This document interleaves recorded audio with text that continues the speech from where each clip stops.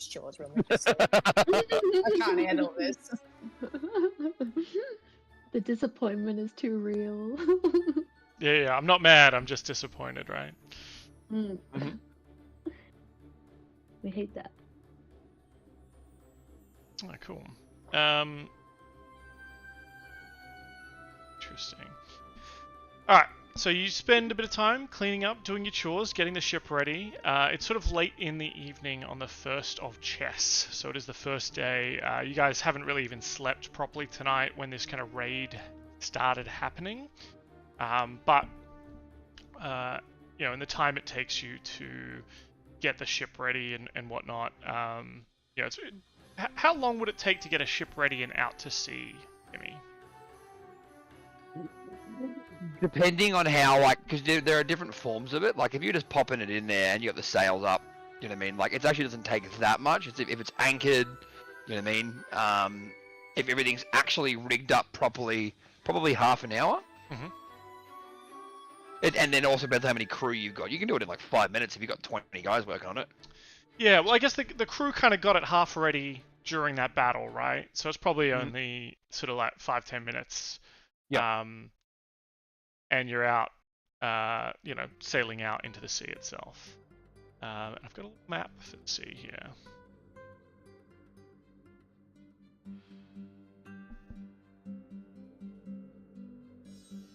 And I don't know if that's the boat I'm meant to have for La Floridita. There we go. That looks more like her. There we go. That's our girl. There Yeah, she is. I don't know why the stream thing's not working, but we'll just keep playing. More important to actually play D&D. What you're saying is we can say as many disgusting things as we would normally without the recording happening. I suppose so. still on I mean, it'll YouTube. still be on YouTube forever and all time, but That's fine. Okay. I'll work on my profanities. I'll start warming up. Me. yeah. Fuck. Penis, penis, penis, penis, penis, penis. Well, the AI is certainly listening to everything, which is great. Oh my god, I can't wait.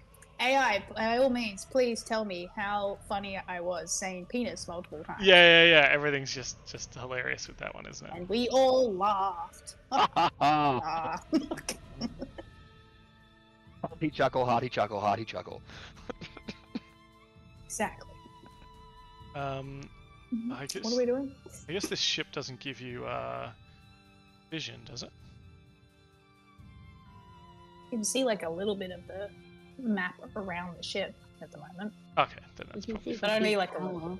Yeah, I can see the tower. We can see like for two hexagonals around Yeah. us.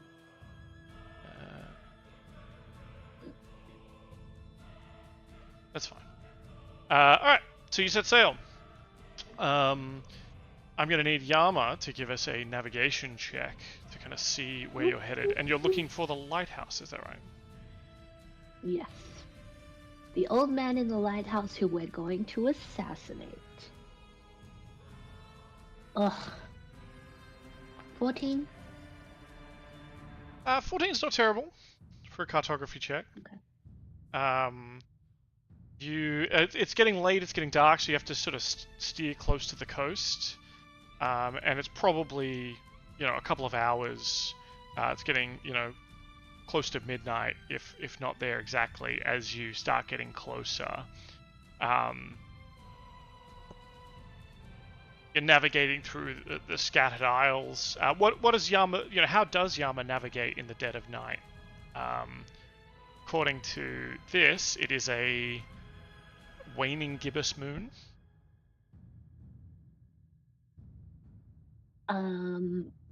Waning gibbous means it's probably pretty dark out, right? So definitely by starlight. Well, also, I assume the lighthouse is giving off some light. As you don't otherwise- see any light being given off by the lighthouse. Ooh. Then he would also be using, I guess, at least his dark vision. If we're sticking close to the coast, he's calling out. But yeah, definitely by starlight. I'm sure he's got some kind of cool utensil. Kind of weird that a lighthouse is an emitting light. Isn't that It like definitely seems like a bad omen. It helps. It does help. It does help. I mean, it does make me question this person's so-called experience with the sea. If they don't even know like how to operate like the basic of a lighthouse. Like, oh, you know the ocean really well? Do you know what your building does? Kara's like, Kara's like, I've got to rein this in before I meet this person. They might actually be really nice. What is Kara's Well, experiences get with it out now. lighthouses? What is my experience with lighthouses? What is Kara's? Probably never good. Probably never particularly good ones, I reckon. I reckon like there's a massive misunderstanding of lighthouses from sea elves, and so we've encountered too many a few times. I'm being like, "Oh, what's that?" and heading towards it, kind of thing, and then be like, "Oh, fuck, it's a fucking building." I reckon it's like misled us a few times. So they're just these like land dwellings that are just inconvenient. And yes, we understand why they exist, but also, amount of times it's been like, "Oh, what's that shiny thing?" I mean, basically, I'm describing the sea elves as moths. So yeah, they don't like the light because it's false promises. Yeah, well, I guess in this adventure specifically that we've played, the only real lighthouse you've encountered has been a bad news moth situation. Yeah. And that makes sense, that the sea elves don't really understand, didn't get the memo that lighthouses are to keep people away from shore and aren't some kind of warm, inviting kind of thing, I suppose. Yeah. So that would mean treasure or something cool, but it's always just a big, tall, weirdly phallic-shaped building. And while we're here for the phallicness of it all, it's still just Everything else can get in the bin. It's just disappointing, you know? But what am I supposed to do with that? Nothing. Alright, and while you're traveling over these couple of hours, is there any kind of conversations that are happening on the ship itself, or, you know, like, Yama, you had to kill a bunch of hobgoblins, like, you know, how's his outlook? Is he, you know, is he just, like, focused on this mission? Is he, you know, what's his kind of mindset at? I feel like maybe even though he is helping with, you know, like the navigation of the ship, he's probably standing next to the captain who's at the wheel. But I think maybe there's some of these letters in his pocket from maybe like Tempura adjacent, so like not necessarily from his son, but they're like about his son, or they're really old letters, or they're from some of his family back home, but he's just like rereading, you know, like having to kill hobgoblins kind of goes against his nature and who he is as a paladin of redemption. So I think this feels really like negative for him, but also like necessary, you know, like he's seeing the other side of the displaced village people of the island that they just left, and the war that the hobgoblins are kind of bringing onto the rest of the like world, I guess. So he's kind of like of two minds, you know. I will say that like Karu at some point with a like broom, and he's got the like Levi from Attack on Titan like handkerchief like over his hair, kind of comes out, and it like he sort of like, maybe Yama, you're sort of standing facing forward. I don't know what cartographers are doing, like you're watching the and I do think Karu sexting out or whatever. Yeah, I do think Karu like just maybe comes over at some point. It's just like, "Whoa, I hate my chores." And he's like, "Yama, you did them, right?" Yeah, I did them for once. That's why I hate them. I now know why I haven't been. And then he looks around to see if the captain's around. He's like, "I mean, I do them all the time. But I hate them so much. Like, why?" Wally goes behind you, as you said, all the time, and he's like, "That's great. I'm really happy that you do your chores all the time. I'm so proud of you." I think when Paulie like maybe like I Karu's just keep walking away too. Yeah, and like Karu like waits, and then like, and he's just like, I think I'd be less scared if he was actually upset with me. It definitely makes it worse when It makes it worse. he really trusts you. Yeah. Anyway, how are you going? We kind of like fought your people before. That would have been weird, right? Yeah, definitely like brought back some weird memories. You know, they use all the the same katas, the same movements. They have the same, tactics with the magicians, mages, and what have you. And yeah, it's definitely tough. I'm not looking forward to anything that comes next. Yeah, that's fair. Um, yeah. Would you? I don't know how to ask this without making it seem like I don't trust you, because that's not it. I guess I'm trying to say I get it. Hmm. When you are, yep, yep. You can say anything to me, Karu. I think at this point we've definitely gone through enough together. Okay. I mean, I have attacked you a few times. Yeah, I think that's what makes it easier for you to. You should just say what you want to say. Yeah, like this is not a question of your loyalty to us or anything. Are you worried about like encountering Tempura again? Would you like give up this life if it meant that you could have one with him again? Like if that presented itself as an option. I get what you mean. I think it's definitely clear to me that there's no going back. I think there's definitely stuff I would do differently if I had the chance again. Perhaps I would leave the hobgoblins earlier, and earlier in his life, so they could and be has always been single-minded. What if you had to what if you had to kill your brother? I think this is what I've been, I guess, thinking about since the beach and since heading this way and all these letters to Tempura. I don't know if I can.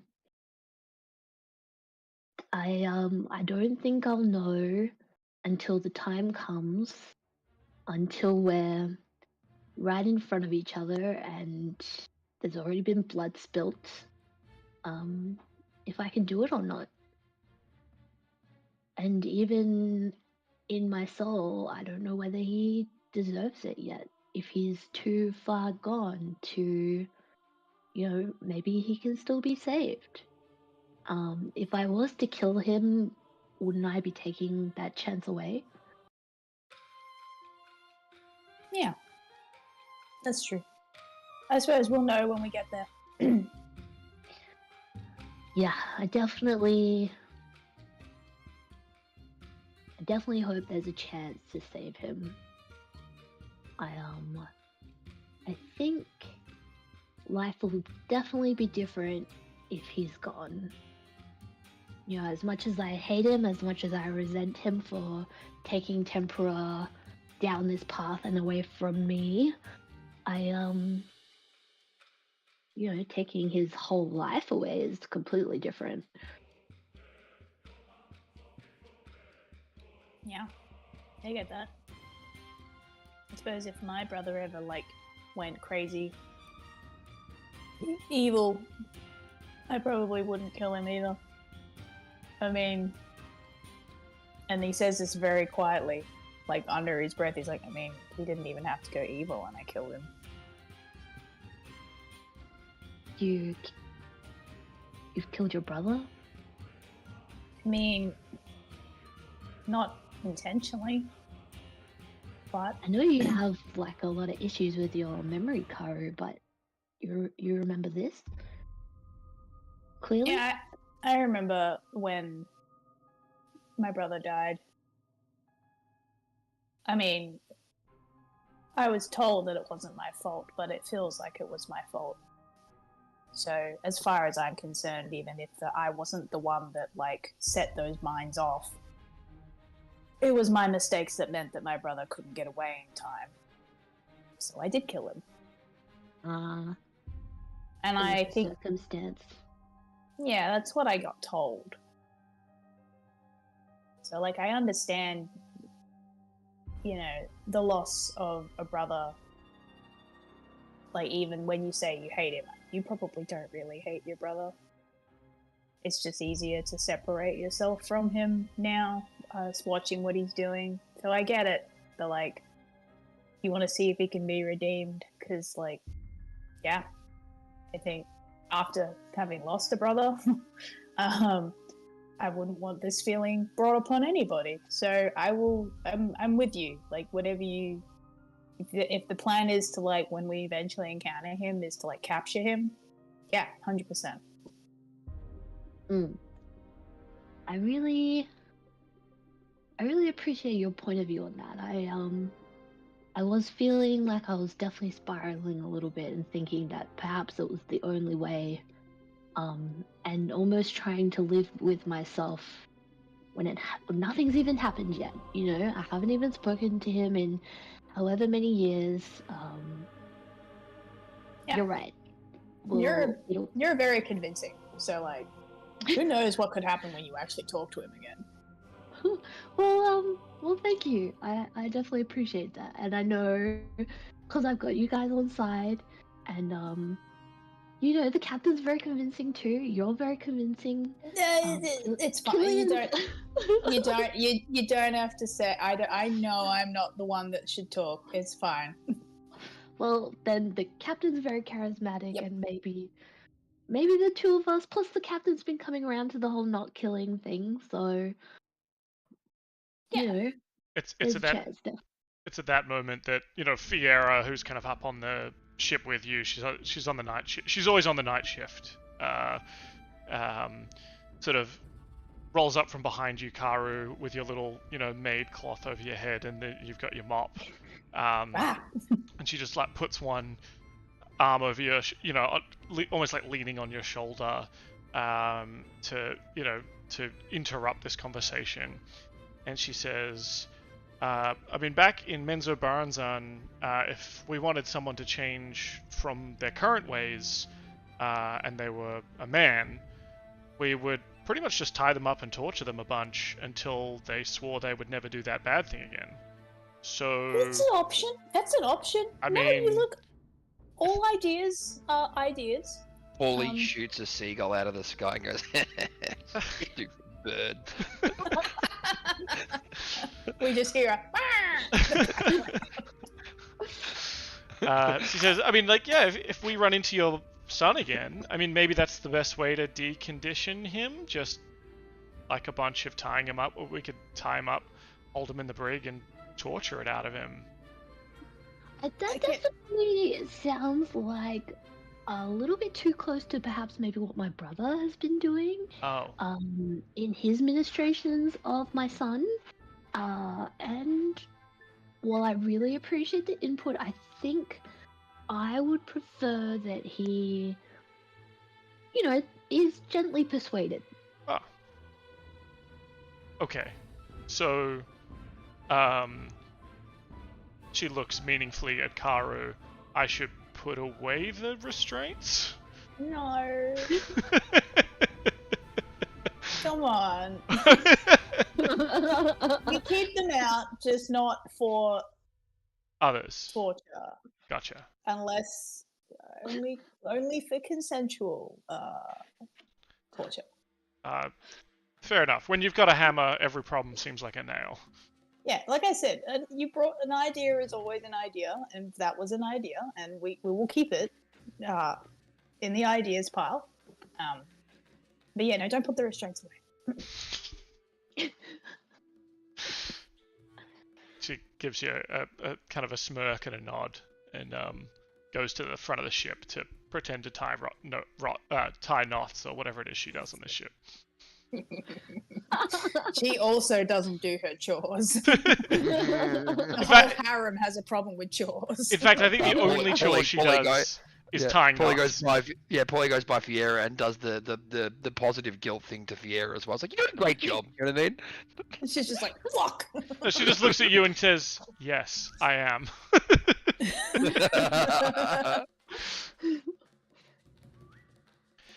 For my notes, Okay, and I've asked you this 100 times, and you've told me 100 times, and I always forget.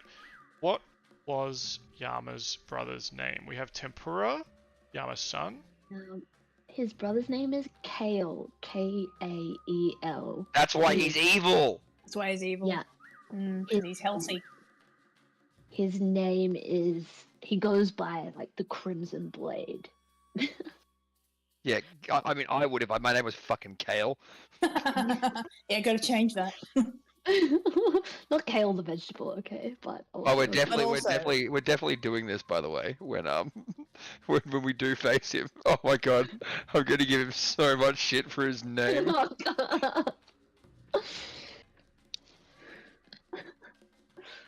Excellent. Cool. After a couple more hours, you've had the equivalent of a short rest if you need one. Yep. Not that you'll need one. Sure. You arrive at a small island.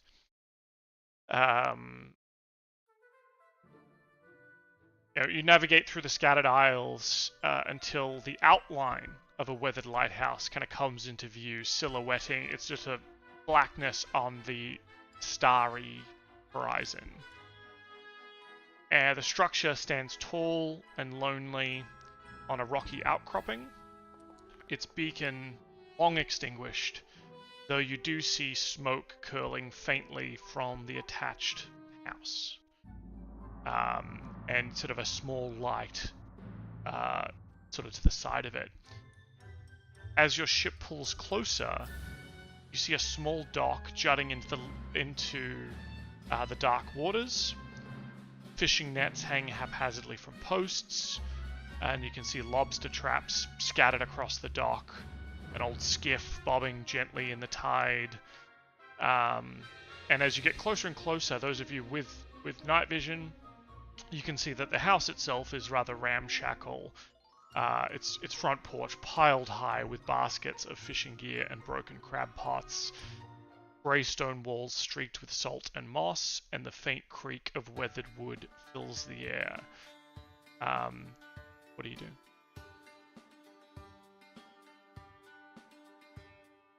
I mean, we definitely need to go in and just check it out. Yeah. Definitely need to have a look around. Cheeky looksy. Ew, I hate it. It's creepy. What is that thing in the front? Like a spider?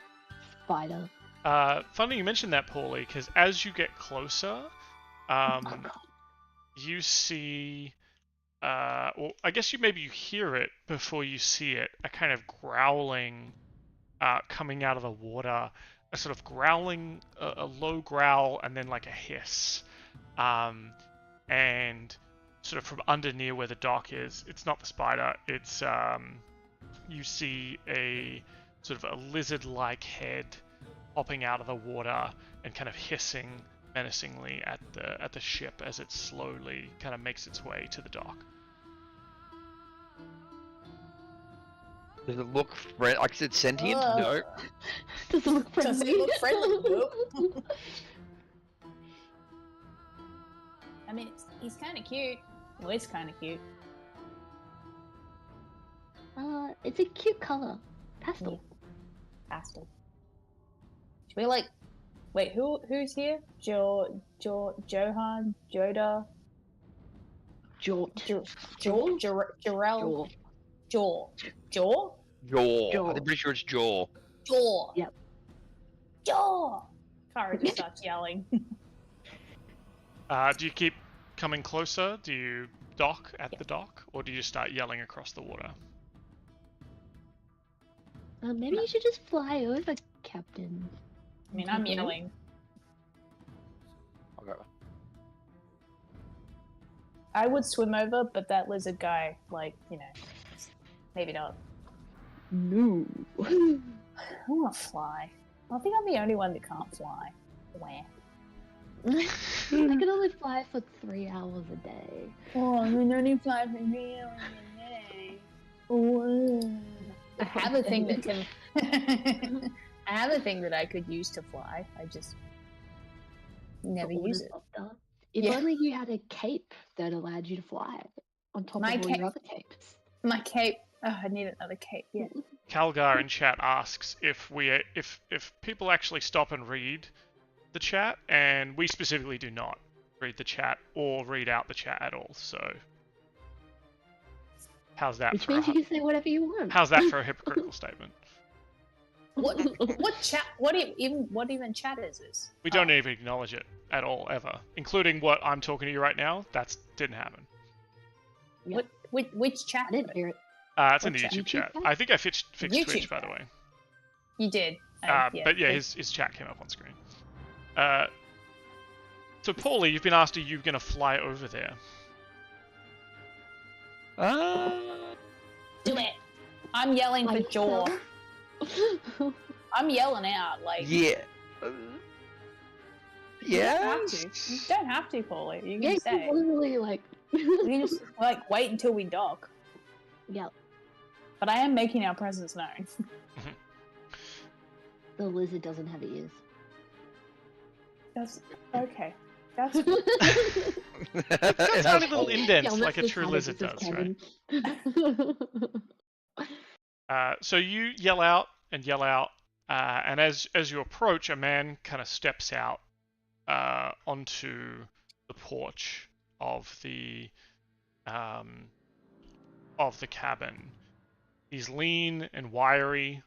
It's hard to tell, I guess, in this darkness because those of you with dark vision can only see in black and white. But he's got sort of a darkened kind of skin, potentially suntan, testament to many, many years on the open water. He's got a scraggly beard and a very patched fishing hat that looks like it's been seen one too many storms. And he says, "What do we got here?" And he's kind of squinting out into the darkness. Does your ship have running lights? Yeah, it would because of that Kraken eye thing. Remember? Oh, not the big eyeball still, right? Yeah, we still have that. oh yeah. And are there lamps like on the deck Testicles? itself so people can see, or do you just rely on everyone having dark vision? No, because that's what the eye does, right? It gives us better vision. Yeah. Whilst on the ship, remember? It's sort of a creepy glowing sack that Yeah. hangs on the front of the ship. Yeah. Gross. Yeah. We can all see at night, which is creepy. So I think he sees that, and you see him look very, very worried in the darkness because he can't see. All he can see is this kind of glowing proboscis in the gloom, and he says, yelling his name. "Yeah, it's someone Yeah. yelling out his name." Just literally just Hello. yelling. And he's like, "Oh." "Who's there? Drakey, get inside!" Oh, how are ya? quiet. And the Crikey. lizard kind of lizards out of the water, salamanders out of the water, hisses at you again, and then like runs through his legs to go inside the cabin. Cool. Cute. Can you hear me? Guard Captain Soranna sent us over here to see how you're doing. Oh, righto. You're not one of those red hand bastards, are you? Have you been seeing lots of them around? I am red, but please don't be alarmed. Yeah, no, I'm a- Yama's just red. He's not affiliated with them. I'm not red. I'm blue. That cancels out Yama's redness. That makes sense. He's somewhat, like silhouetted from the light within his cabin. Obviously, with that kind of dark vision aesthetic, you guys can still see him. But he's like, "All right, well, if you can be red, but as long as you're not a red hand bastard, come on up. The seas are dangerous enough without friends being strangers." And he yeah, kinda- indeed. I know. I'm not going to have a blind conversation in the dark. That's weird. It's not blind. I can see you. That's weirder. Yes. Would it be weird if I told you? You know what? I'm gonna keep it a mystery. I just want Karu's tentacles to like come up. Yeah, something. actually. Oh yeah, he would do that. Absolutely. Just like, I can see you, and then just. Let's go off the ship. Let's go. I want to pet Drakey. We get off. Yeah. So you tie up the ship, jump off, and the three of you disembark and head to, head up the dock and into his cabin. The planks on the dock itself, incredibly rickety, not nailed in properly, swollen and shrunk over many years. And he said, and as you get closer, you're kind of illuminated somewhat. He hangs a lantern on the porch. There's a little bit of light kind of cast out where you can kind of see you all. And as you sort of step into the out of the gloom and into kind of the half light, he's just like, huh, yeah, right, all right. Well, if you've got questions, I got answers. Assuming you don't mind helping me refill my crab traps while we talk. And he just kind of moves down and starts like working on his traps. I'll help bring him up. Like I'll help bring up the crab traps. Like start hoisting them up from the thing. Yeah, of course, happy to help you. Yama will definitely also help. I will help, but Karu is absolutely chasing Drakey around, like, people when they meet your cat. So I would say he's doing that first. Priorities. Then he will help with the chores. Karu, give me an animal handling check. Don't get bit by the lizard. I'll do what I want. Fuck you, I won't do what you tell me. I don't know why that... Wow! It rolled 3 times, and all of them were amazing. Totally amazing. I think you get bit by the lizard. Yeah. In fact, it's going to give you a little bite. Because that's only fair, I think. A little nibble. Little nibble. Alright. Fine. You're going to take 5 damage from its little bite.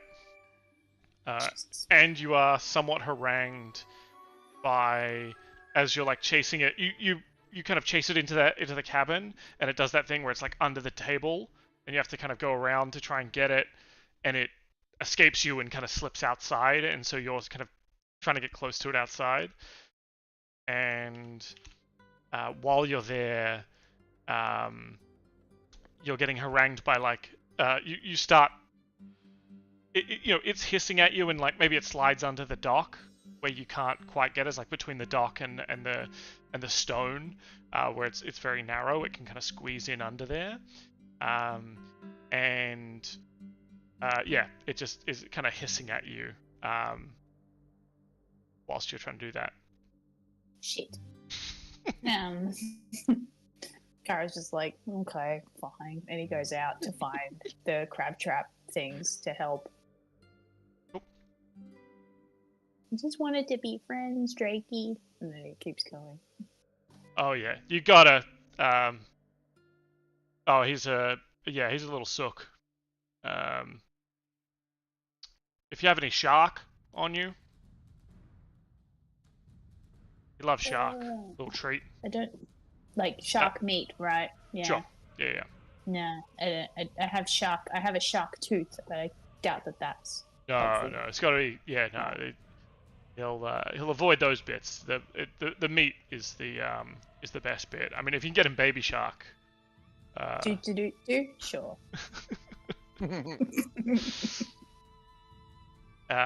As he's working, and Yama, Paulie, as you're working there, Yama, can you give me a history check with advantage? And Paulie, you can give me a history check too, but not with advantage. As this guy, you see now that like as you're working close by with him, he's sort of like covered in tattoos, but they're like those really old, faded, old man tattoos. 13. Wait, did you get me to roll this because I'm old? I got a 14.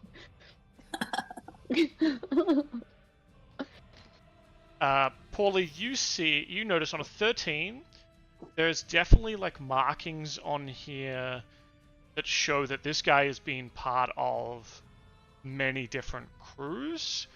Though with a 13, I think you probably don't recognize them specifically. but you Or definitely cruise, yeah. recognize that this guy has been on many different ships, and like the tattoo work on most of him is that kind of back of the tavern. Someone got inspired by Laboon. By Crocus. Yeah. I mean, I was just thinking it's like the equivalent of Ace, right? Where like they've started writing it and then they've had to cross out one of the words and then like continued the tattoo. Mm-hmm.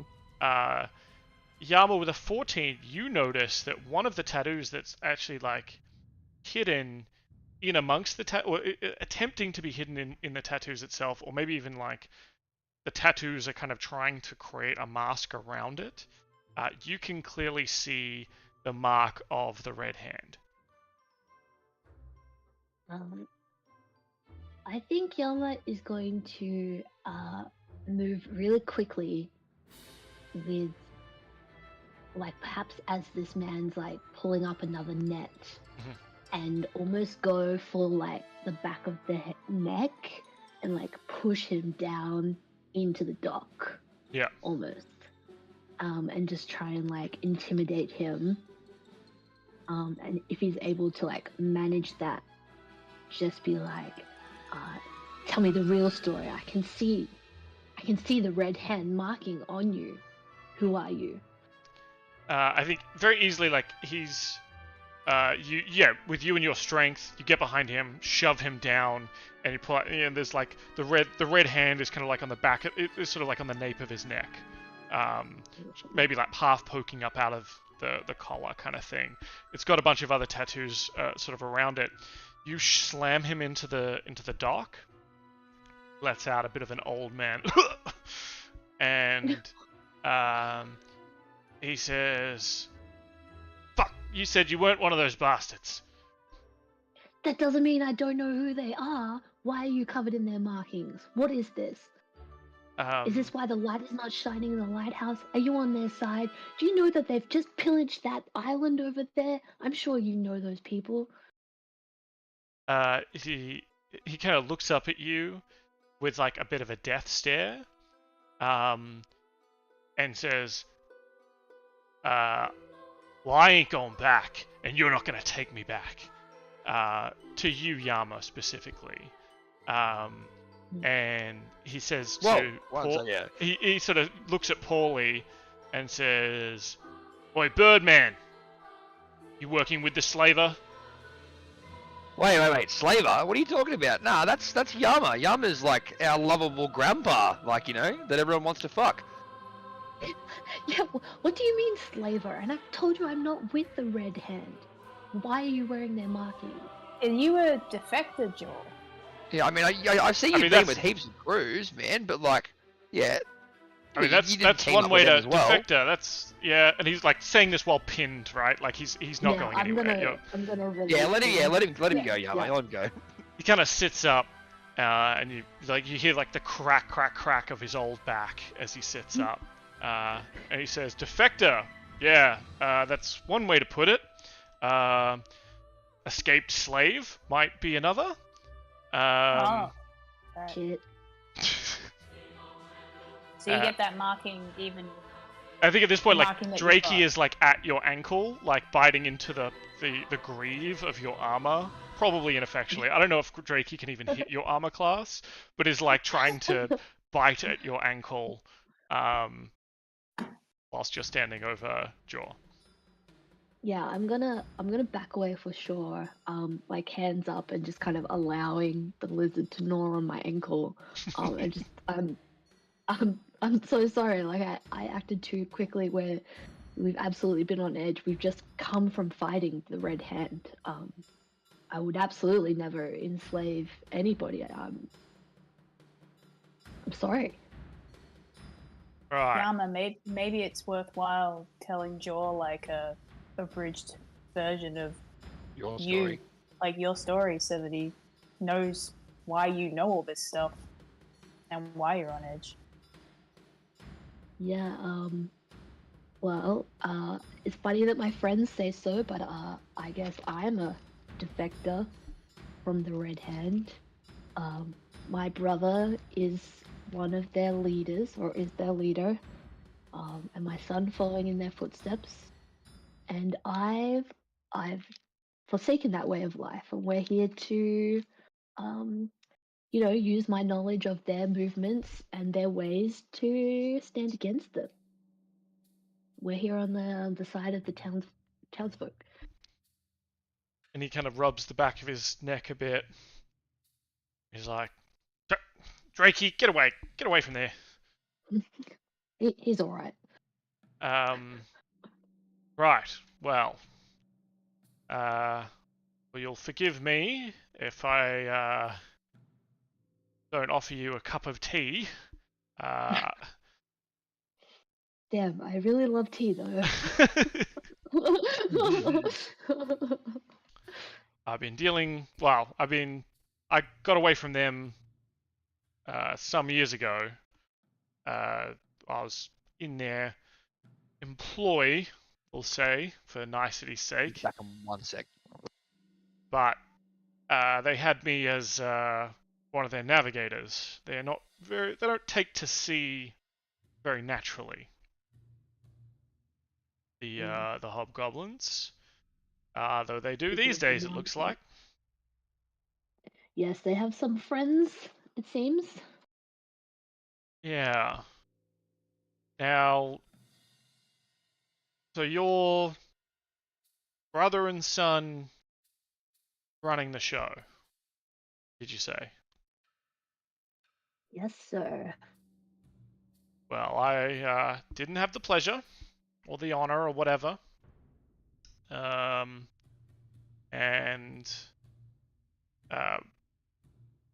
it was some time ago that I was captured by them, and it looks like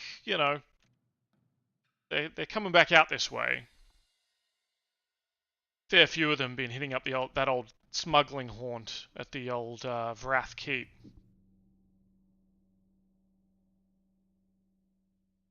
Wrath Keep. Where's that? Is that far from here? It's a bit up northwest. There's a small island that was, I guess, once part of the Brinstom, some sort of bastion against, invaders. But I mean, since the Prince took over, they hadn't really needed it, and it had fallen into disrepair over the last 80 years or so. It's become a bit of a smuggling cove. So it's defensible or too run down? It could be made defensible. Probably take a lot of work, a lot of stone though, to ship it out there, or a bunch of masons to fix it up. I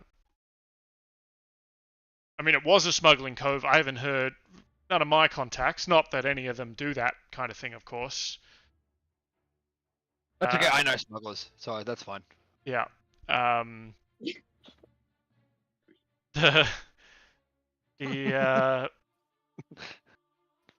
Yeah, some friends of mine, the Dumrakia family. I know the Dumrakias! Oh, yeah, you've met them, tieflings, bunch of tattoos. The hottest tieflings around, yes. Yeah. Oh yeah. They operated out of there, or used to operate out of there a lot. See, outside goods weren't really welcome into the princedom, and I guess still really aren't. And so for the last 80 years or so, it's been a bit of a smuggler's haven. Probably in the last year or so, though, I haven't heard of many smugglers heading through that way.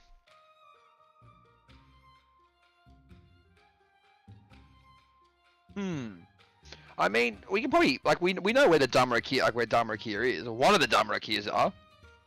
Probably talk to them and then talk to them about it all if you wanted to, Yama.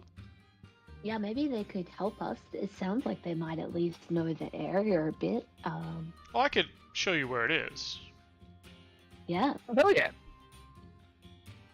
Yeah, if you've seen the Red Hand moving through there, we're trying to track them at the moment. See where maybe we can stop their forward movement or who else might need help in the area. So any help from you would be fantastic. Yeah, well, goblins. I mean, I'd say present company accepted, but I can't stand them. The sea's bloody just filthy with them these days. I agree. like a kraken's oil slick, just fouling up all the seas from here to the Wormsmoke Mountains.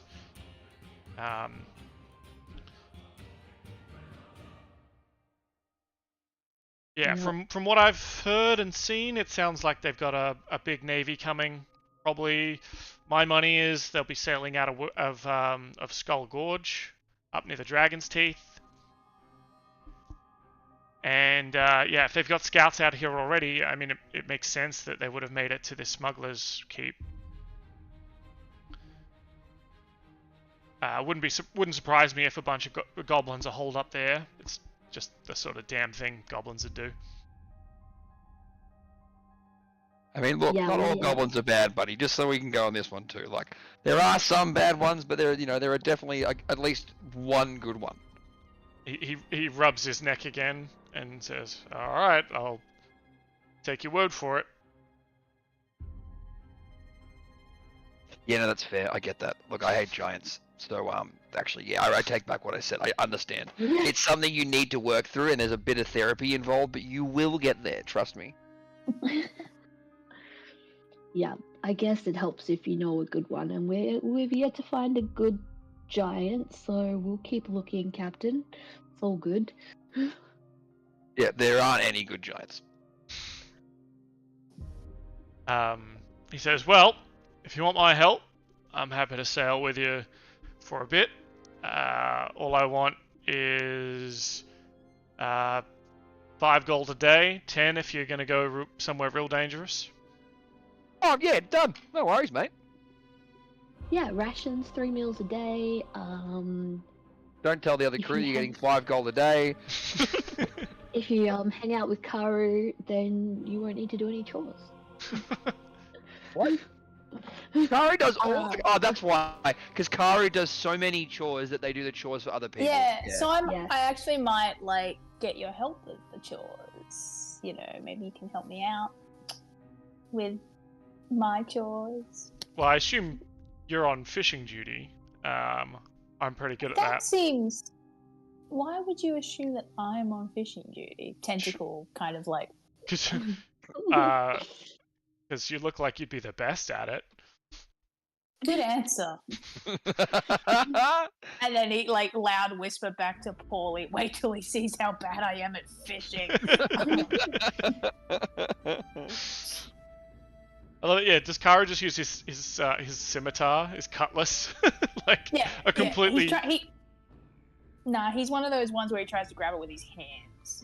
He's one of those dudes where he's just like, I gotta catch it. I've got to catch it with my hands, or else it doesn't matter. It can count. Yeah. Which means he never catches any fish. Well, sounds good. Yeah, if you and he kind of straightens up, cracks his back a bit, and says, "All right, when do you want to head out?" Are we bringing your little friend too? Oh yeah, Drakey's coming with me. Yeah, I was gonna say Drake should come. Does he have specialty food? Do we need to bring a bag of his dog chow or something? Oh yeah. What does he eat? He gives the whistle, Drakey! Adventure! And Drakey like one of those sausage dogs, slinks into the Do you take Drakey for swims, like the equivalent of walkies? Does he like walkies? Yeah, he's got, and Drakey comes out, and he's got I would like to think a comically large, some sort of bone, like a femur-esque kind of bone, and Jaw is just like, oh yeah, but I mean, I don't do a lot of walking and swims, it's more just like this, and he goes to take it from Drakey, and Drakey's like, grrr, and holds onto it. He's like, no, give it, drop it, Drakey, sit. You can't tell if Drakey's sitting because he's a lizard. He's already 10 toes down, 20 toes down. Yeah. and Amazing. eventually gets the bone, and he'll just like throw it out into the ocean, and you see like Drakey. No, you see Karu and Drakey just into the water. Yeah. Karu loses, but he's like, yeah, all right. He's still trying. He's still trying. Yeah, this is a new chore. This is a chore I can get behind. I'll take your pet lizard for swimsies. Oh, good. Yeah, excellent. Yeah, he's getting a bit fat, as you can see, so he probably could do with more exercise. I haven't been able to get out there and give him that kind of exercise. Yeah, Karu's just like, we'll find you all kinds of bones, won't we, Drakey? Actually, Smooth Moves in chat is asking, is Paulie an Aarakocra parrot? Yes. You should be able to see his little photo, actually. Yeah. I love that for you and Drakey. There you go. There's Paulie the parrot. Oh, I love that. It's just so easy. I gotta put that on the in the overlay. 100%. Yeah, you'd like a good picture of it. Very cool. So Karu with his new best friend, or Jaw's best friend. You know, lizard is a fisherman's best friend, as they say. Yeah. But like I said, this is a chore Karu's going to get behind, which means all his other chores get neglected immediately. New pet. New pet. New friend. Yeah, Drakey is probably not as fast as you, but he is very fast. I've got here that he's got a swim speed of 50. Oh yeah, I'm a little bit faster than him. Yeah, so you can definitely do that thing of like, I guess that's when you're pushing yourself at max speed, right? Like you're a little bit faster than Drakey. Yeah. So you can do that thing where he chases you, you chase him, and you can kind of just stay out of his range. Yeah, and if he ever like takes off, like, you know, because he's never on lead, so if he ever like starts going in the wrong direction, I'm confident that I can catch him because I can go a little bit faster than him. Yeah. And I'm imagining at some point, you know, Yama, if you're like bent over a map, kind of looking at the map and stuff like that on the deck of the ship, at some point Drakey and Karu both like burst from the water up onto the deck, completely soaked. Oh, water everywhere. Yeah, just. I'll Drakey. remember that for any future poor cartography rolls and blame you guys for that. Thank you. I was gonna say, because like Drakey does like the dog shake, and I think Karu just tries to like imitate that. He sees how effective it is at drying off. So I really hope you slap yourself in the face with the tentacle. Paulie does it too, but his mullet just kind of just goes like off in the wind like this. And it's slow mo, yeah. Distracting. Yeah, Karu fails at doing it. Pour some sugar on me plays in the background. Yalma uses a bonus action to make his shirt of wetting wet again. And meanwhile, Jaw is just looking at this going, the fuck is wrong with this crew? Yes. I'm hot, sticky as Swede, from my head to my feet. This is totally like a montage scene. Absolutely. Also, Killian is just like, I hate all of you. Kenny would join in. What are we talking about? He'd be like flexing. Yeah, Karu absolutely, every time he comes back from swimsies, like, will practice his dog shaking technique at Killian. Like, he'll run after him to find him. Just so he can, like, shake off the water. Do it again. Get him. Excellent. Well, I guess, which one of you's paying Jaw, and how many days are you going to pay him up front? I will pay Jaw. Fuck it, it's fine. Surely the ship has money for that too, right? Yeah, no, that's okay. Though. I'll just pay. We don't have the person who handles the money. Handles that. Yeah. So it's 5 gold a day. I'm going to say it's 10 gold. You only have to pay him the 10 gold if you're wanting him to join the fight as a companion, like Avelina. Okay, sure. Probably don't need that. Nah, I wouldn't say that either. Just having him like direct us there, and you know, for entertainment value. Yeah. I want to see his character sheet before we say yes or no. God damn it! Now I've got to find it. You said he was old, and that, you know. Hey, how old is old? Watch what you say next. No, but like, I keep forgetting that Yama's technically old, because Yama is young and virile and full of Just spunk. tell us his dex score, and we'll go from there. Yeah, that's how we know. Yeah. If it's -1, then don't. We don't want him. Let me We find only have one him in my book. -1 goblin. He's in the book. I love it. He's official. Alright, well, I'll find him in the book while you continue talking amongst yourselves. So what Karu in character to Yum is like, what are we doing again? We are going to the. We're sailing towards Wrathkeep, Yeah. which was a smuggler's cove. He said it was probably not defensible and a bit run down, which means that we should, in theory, be able to sail right up to it, hopefully, without getting, ambushed or something, not being able to get in. Yeah, the idea is that the red, what? Red hand. Thank you.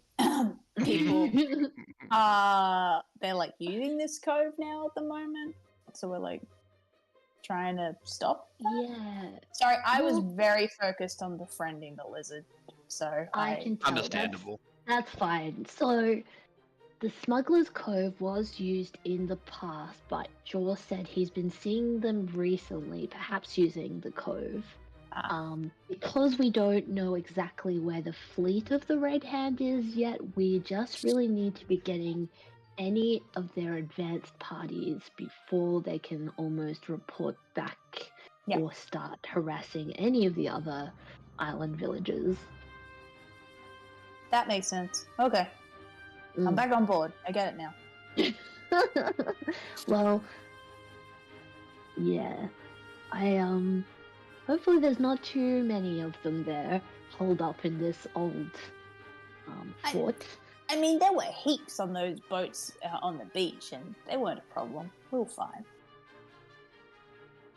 I don't even think I got hit. I barely got hit. But don't forget, they were coming towards us, and we had the defensible position. This time we're going in towards them. But we knew they were coming, right? Like, so that's why we were able to get prepared. If they don't know that we're coming, then it's fine. So we need to be sneaky and then attack. I'm good at sneaky. Paulie's good at sneaky. You're good at so many other things. Thank you. You're right, but I'm very loud. Yeah, no. As he's like jangles. Clank, yeah. As you say, I am very loud. Clank, clank, clank, clank. I guess we scope it out and we see, how close we can get before we think we might get spotted, and then maybe we sneak to get stuff. Yeah, maybe you could like swim ahead or something. I don't know if you're comfortable with that. As long as there's some tall grass that I can sneak through, Assassin's Creed style. Luckily, there's always tall grass, and usually like a big pile, of hay. I was gonna say, just in case you need to jump off anything. Yeah, and my outline gets like grayed out, so I know that I'm hidden. You could just pull a hood up and walk really slowly to go. Or you're just standing in the middle of a crowd. That works. I could do that. Yeah. If you are my crowd and I stand in the middle, then they'll see you, but not me. That makes sense. Yeah, I mean, you definitely blend in with us. D&D 5e is now Assassin's Creed. I blend in with you guys. I wouldn't say I blend in with a general crowd, unless that general crowd is also fish people. Also tentacles. This could be problem. possible around here. I don't know. We are a very colourful group. Let's be honest. We are. We did. Maybe I could go in with you guys, and I could play a red hand. I know, but you're kind of. Didn't they recognize you? I know you gave a big spiel, but like you are like a big deal. You're kind of a big deal. You're the brother of the dude that's leading it, and the father of the other dude that actually recognized me. The others had just heard of me, so if they don't know my name, if nobody says it. What if we tied your hair up different? What if we shaved your beard a bit? Whoa. Yama you'd look really good with like a mutton chop look. I mean, I agree with that. Like you'd rock a mutton chop. Not many people can do that. As It someone took who me a can't long grow facial time to- hair, like I don't have to like think on it. But like maybe we do if you want to maybe consider going in as a hey inspector here to inspect how good you're doing it, like Yeah, my name's Steve. Steve the inspector. Yeah, Steve's the inspector. I'm going around making sure everybody knows what they're doing in the Yep. red hand thing. Maybe if we just do your hair differently, like just so that like it's enough of a, because we can't do the aviator's bomber jacket cap disguise, because that will just that makes no sense unless inspectors in the red hand do wear that as part of their uniform. No, they really just wear their house colours, which Yeah. actually I've dyed over my house colours. Which is to my advantage, I guess. People will not know that I'm from, the leadership. Yeah. Just thinking like a different haircut or a different hairdo. You don't have to cut your hair. Different hairdo might help with like, or a pair of sunglasses might help with like, at least making. Isn't it case- nighttime? Yeah, that's fine. I don't know. Okay. Sorry, why is that a problem? They're just sunglasses. I actually have, I actually have sunglasses from.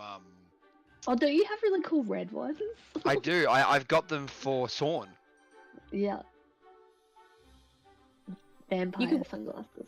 You could Yeah. wear my boogie boots too. The what boots? My boogie boots. You have boogie boots? Yeah, you do lose a HP for every hour that you're wearing them. Oh, are they the dancing ones where you have to dance? You provide a +1 to mosey, strutting, and kicking checks. They're the most important checks. That's very smart. Yeah. No, They're actually quite overpowered, to be honest. Yeah. But you could wear the boogie boots. And just mosey on in it. Just mosey on in, strut your stuff. Oh, actually, okay, you know that song, right? Good, because I was about to send that song into the group chat. Do strut my stuff all over All over you. you. What? I have a thing called a glamour weave that I Is don't know that what like it's- a disguise? No, it's harmless illusory magic. While wearing the common version of these clothes, you can use a bonus action to create a... Wait, no. What do I have? Wonders. You just create an illusionary pattern on the cloth. I mean, it gives you, like, charisma. It gives you a D4 to charisma, persuasion, and performance checks. But it is kind of like, why do I have that? That's really random and specific. You have like a whole list of clothes, like your whole inventory is just clothes. Priorities, clearly. Yeah, Karu's got to pick out his outfit before each battle. Like, I have to ask Paulie what weapon he has in each hand, but I have to ask Karu like, what's, who are you wearing today on the Who am I wearing? Who are you wearing? Who are you wearing? Dude, I'm about to find a big fucking crack and shut up. It's like, oh, but just tell us what you're wearing. I'm wearing Dolce and Calamari today. Yeah, what the fuck? And I'm wearing a tiara. I have so Well, I have much 3 compasses, so for me it's compasses. Yeah. And like Karu like swishing the fucking cape that's on top of the sleeveless jacket that's on top of the hunter's coat is just like, yeah, it's fashion. Like, I don't understand what the problem is. Just fashion, darling. It's fashion. I have magic face paint from the Witchlight Carnival. I could turn one of you guys into a hobgoblin as well. That would We can plug. That'd be pretty cool. It gives you the disguise self spell for an hour. I can be a hobgoblin. Like Yeah, if you let's just paint you. Let's red face. Ooh. Wait a minute. Wait a sec. Wait.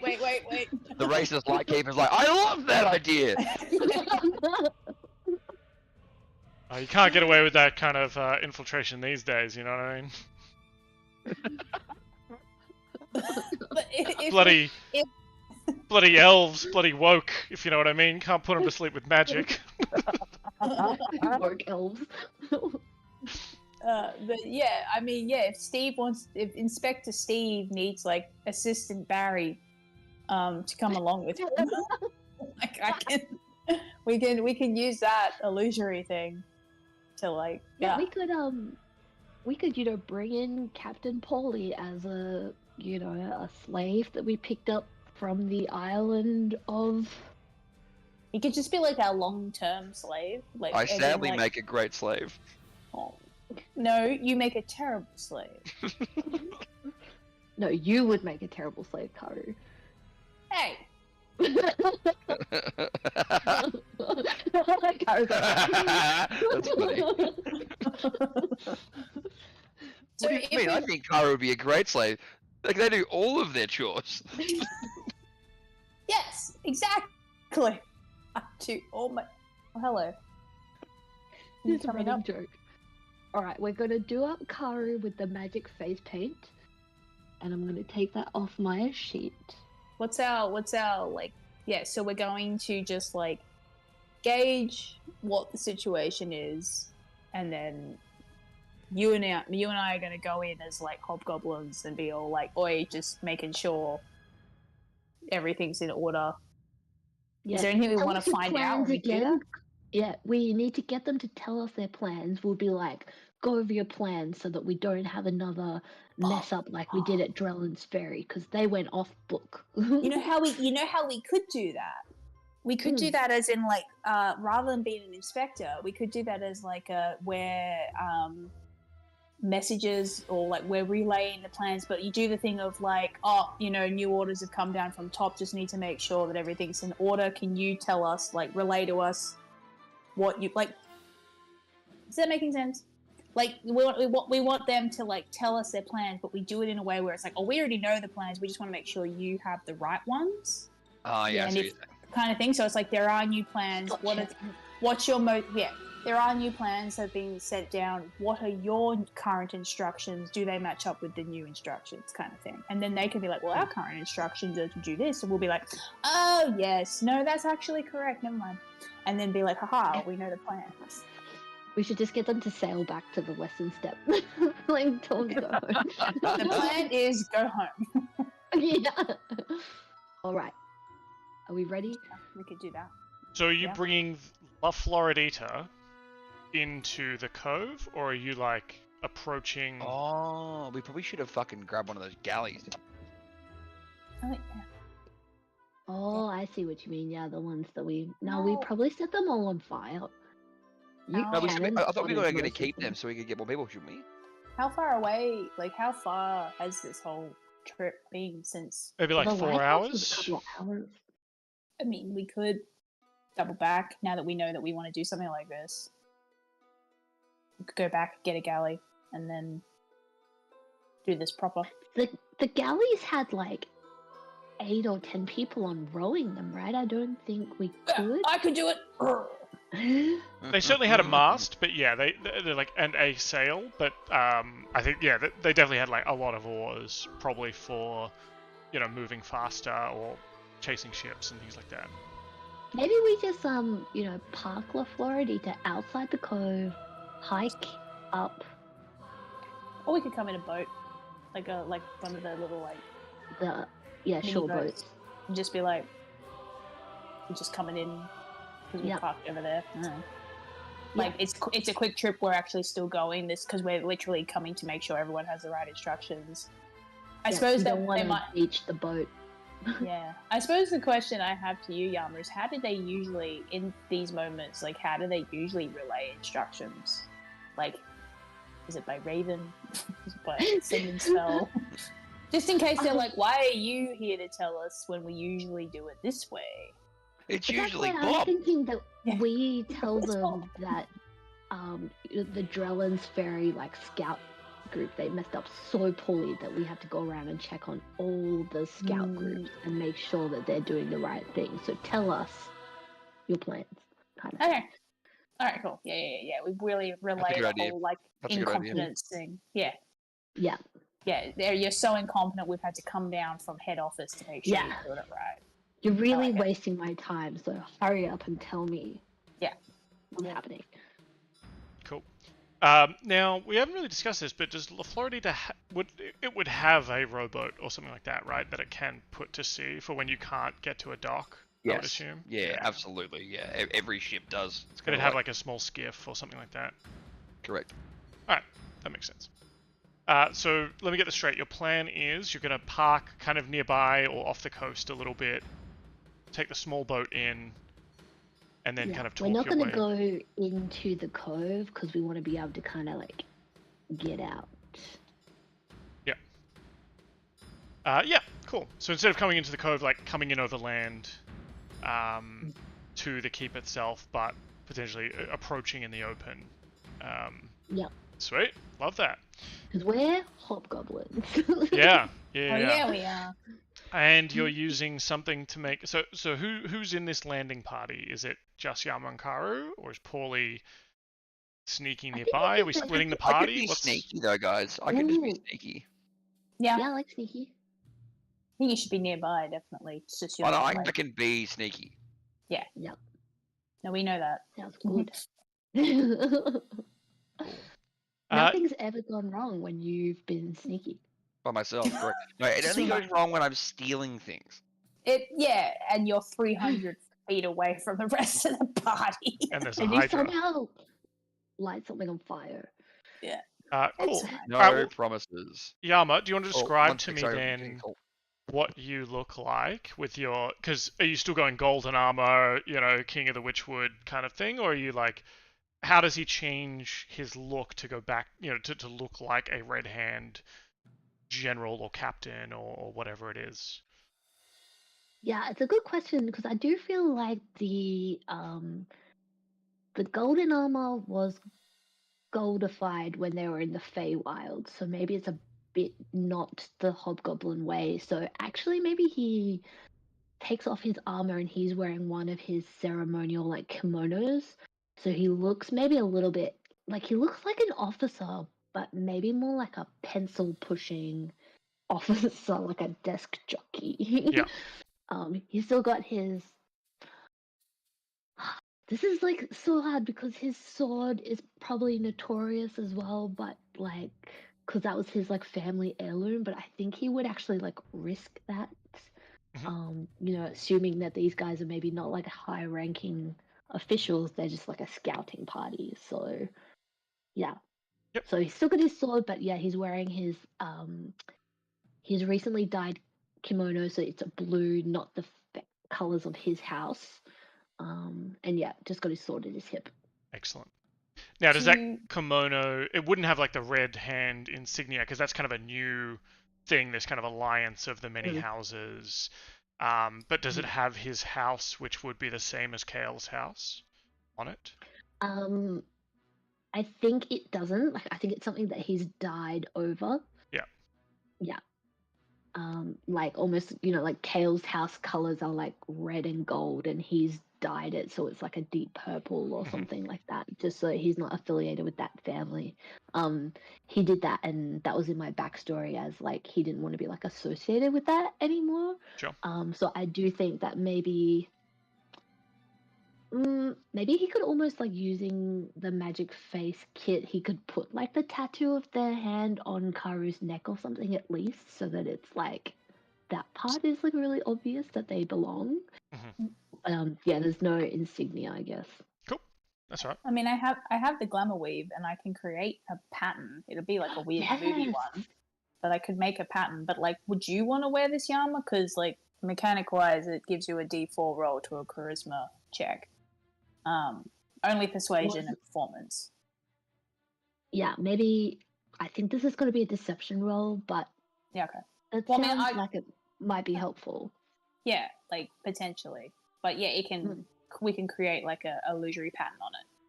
So okay, okay. So Yama will wear that and he'll manifest this like a big red like hand on the back of the sick outfit almost. Sorry, guys.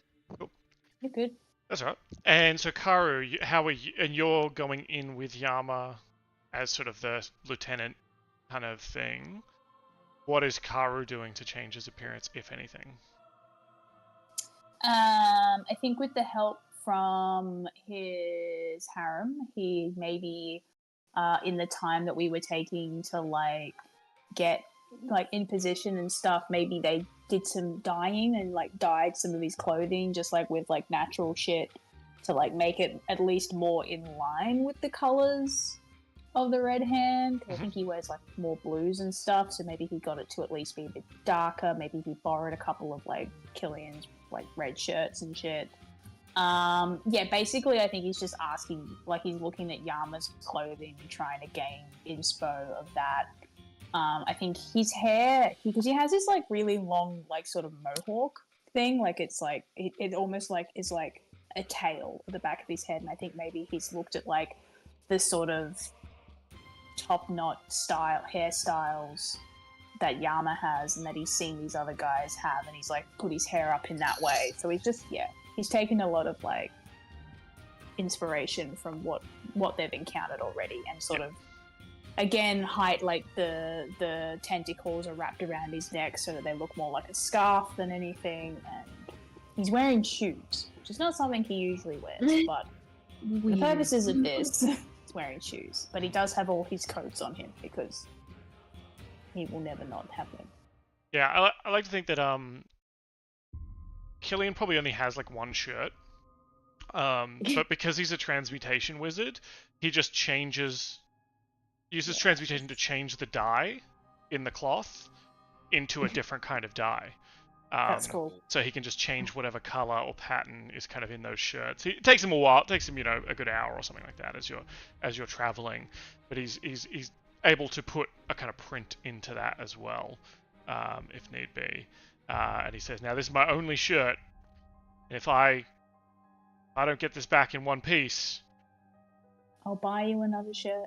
No, it's probably actually for the best because I look amazing shirtless. So yeah. Also that. In fact, it has been unworn this entire adventure. Yeah, it's actually kind of rude because even when we're eating at the dinner table and everyone tells you to put a shirt on, you refuse to do so. Yeah. Yeah. Because I'm the greatest swordsman on the boat. Come on now.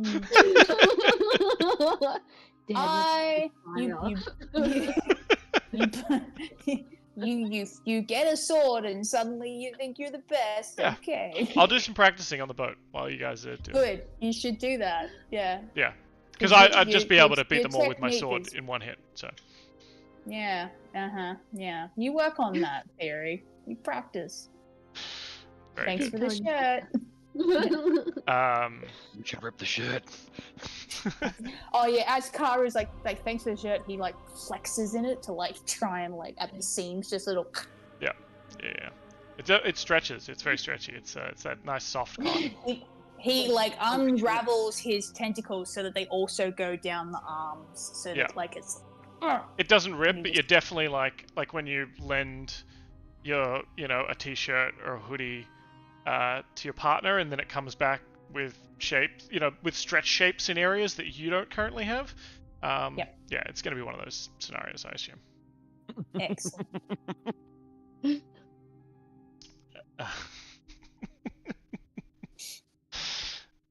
Very cool. All right, so Yama and Karu, you get on the skiff and you make your way to the shore.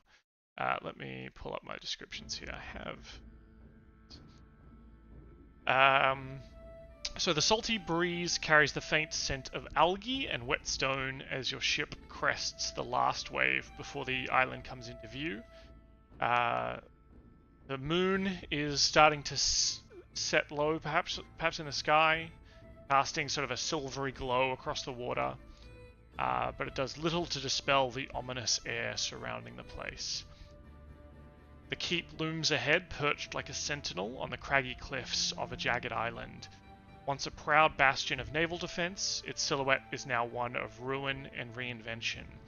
The old stone walls, weathered by time and battle, rise defiantly against the elements, though several sections have collapsed into the sea below.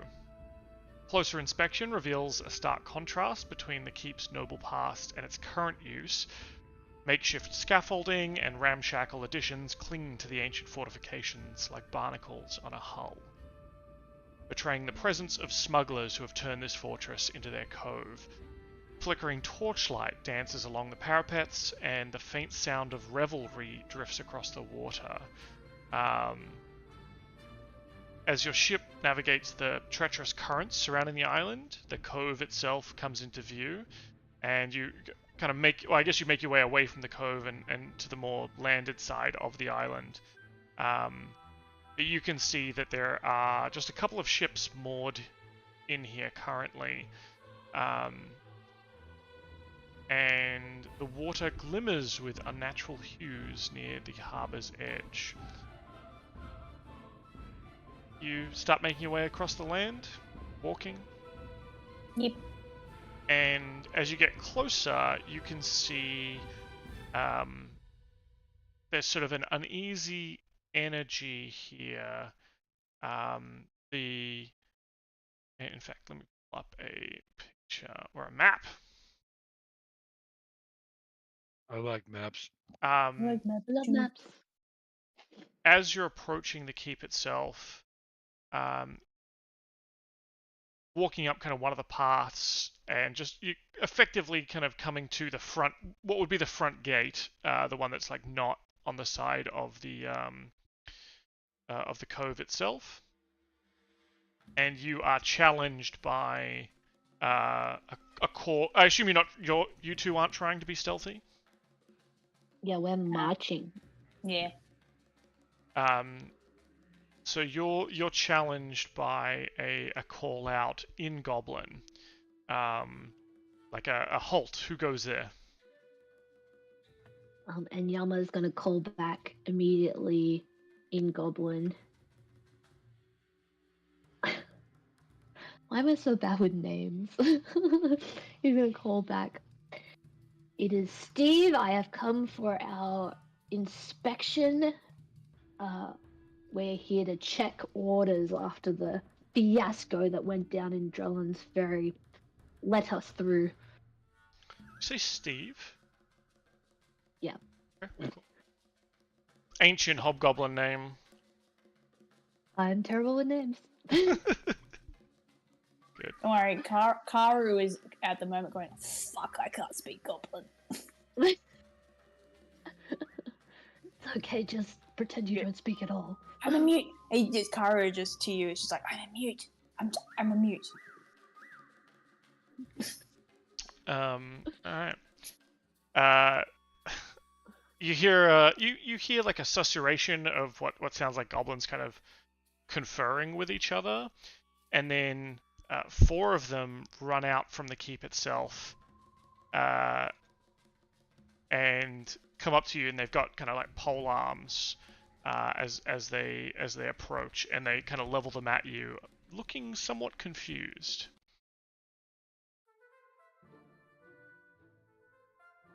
It's probably about 4 in the morning, so the sun hasn't come up yet. It's still a bit dark, but you can see sort of small bits of torchlight on parts of this place.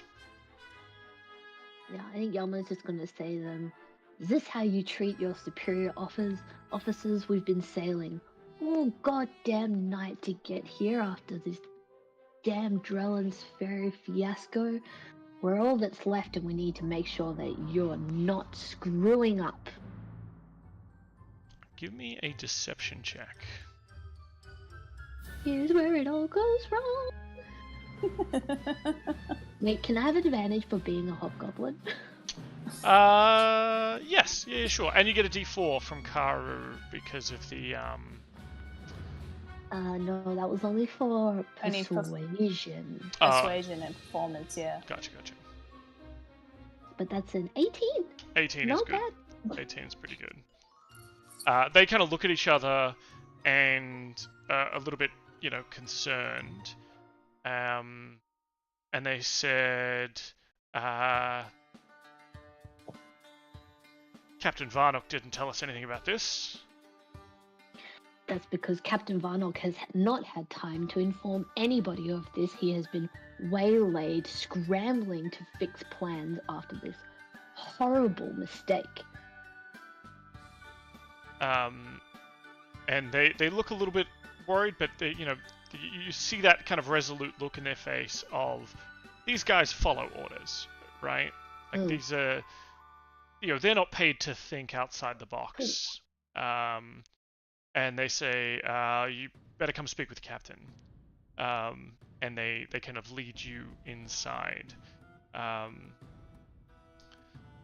Karu, give me a performance check. How are you, or a deception check? How hobgoblin-y are you acting right now? Hobgoblin-y?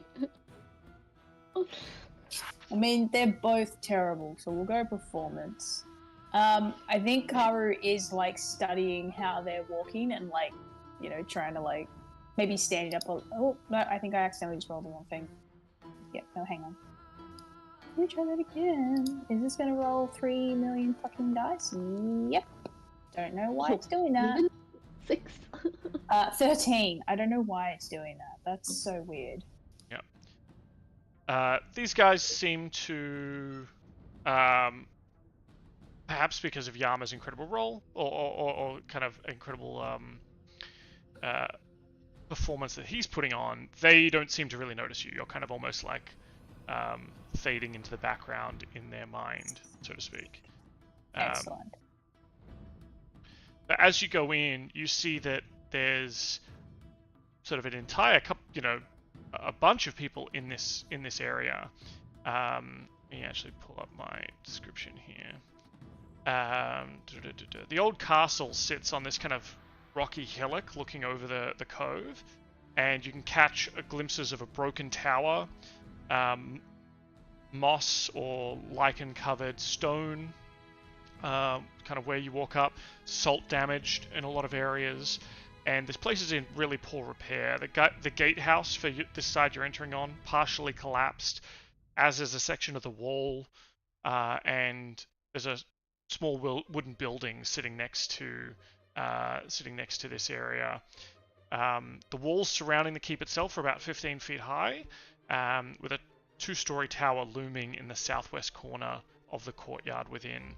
And there are large boulders strewn amidst the ruins of 2 watchtowers, and you can see massive humanoid skeletons slumped amid the ruins of the northern tower. And you can see sort of greenish yellow lights flickering in some of the rooms here. And the figures you see, mostly hobgoblins with a couple of goblins running around kind of being, gophers. And you can see a sort of like a minotaur, big hulking figure, twice as tall as Yama, sort of working a grindstone and seemingly working on weaponry.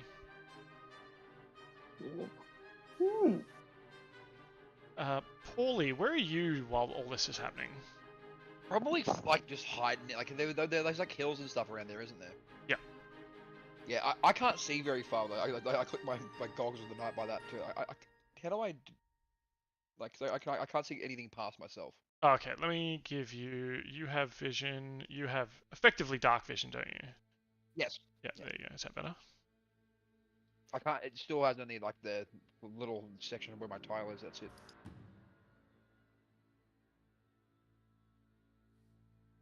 What's your vision range with your night goggles? 60 feet.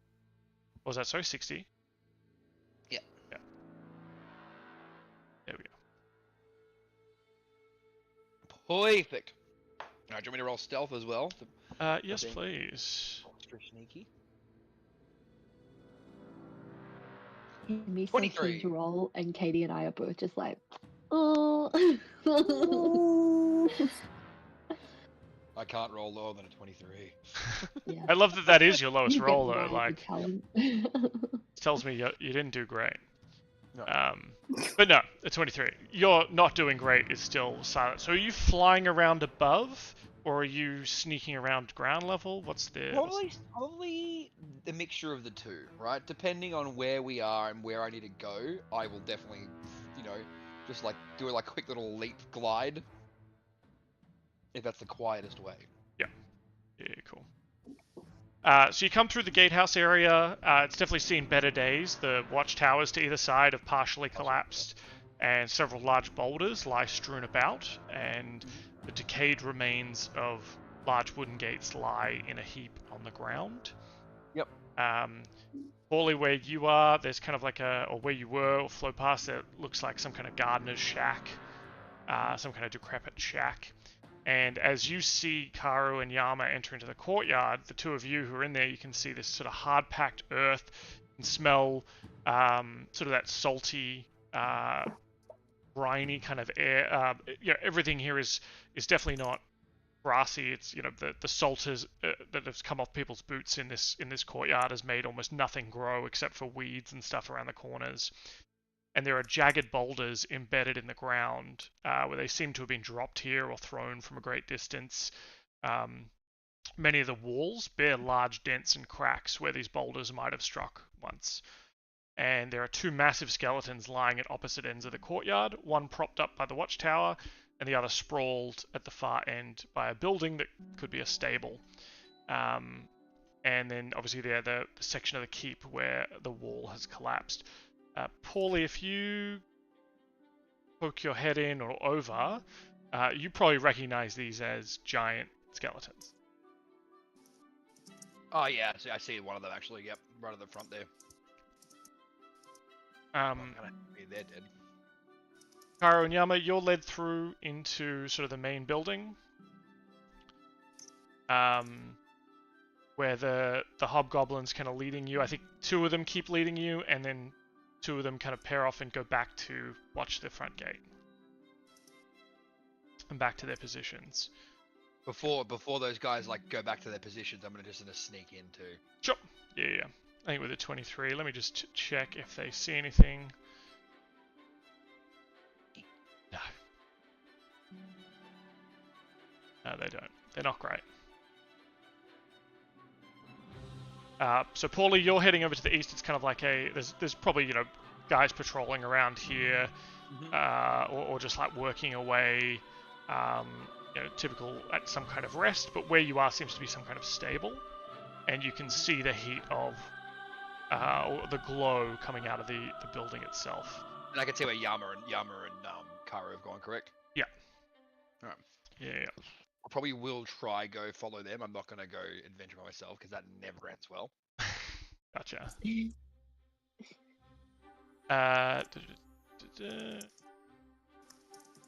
As the two of you enter into the barracks, the interior of this building is kind of open and spacious. Wooden timbers support the roof above, and here and there are remains of what were probably once interior dividing walls, but boulders sit on the floor, and a couple of hobgoblins are kind of using them as chairs or tables. Rubble from this hole has been piled into a circle to form a crude fire pit, and there's a bunch of bunk beds with sort of filthy covers, and the two guys kind of knock on the door, and they hear, there's a yes, what is it? And they open up the door and usher you inside this room, where there's a hobgoblin looking over a sort of a table where he's looking over what appears to be some kind of map, as he's kind of looking over perhaps some kind of instructions or whatever. In fact, the map he's looking at is pinned to the table with a dagger, as all maps should be. 100% the only way to read a map. So in here you can see there's sort of a bed, a large desk, overstuffed chair, and an easel that holds a sizable canvas covered with a sheet, and a flight of stairs arc up along the south wall to the upper floor, and a fair amount of rubble from a hole in the ceiling lies heaped at the base of these stairs. And a figure turns around as the two hobgoblins who kind of led you here say, Captain Skyrender, there's a message from... shit, we forgot to ask where you're from? Tell the captain. Captain Skyrender, my name is Captain Steve. It's good to meet you, and I'm gonna do the like hobgoblin red hand salute, which I'm sure we've seen. I don't know, something like this or something, but he's Sure. gonna make it very official. We've come straight from the forward scouting party destined for Drellin's Ferry. It was a slapdash invasion that was meant to only be townsfolk, but it's gone absolutely awry. We're here to check that your orders are being followed. How has everything been out here? He looks at you and like looks over Karu, and you can see he definitely looks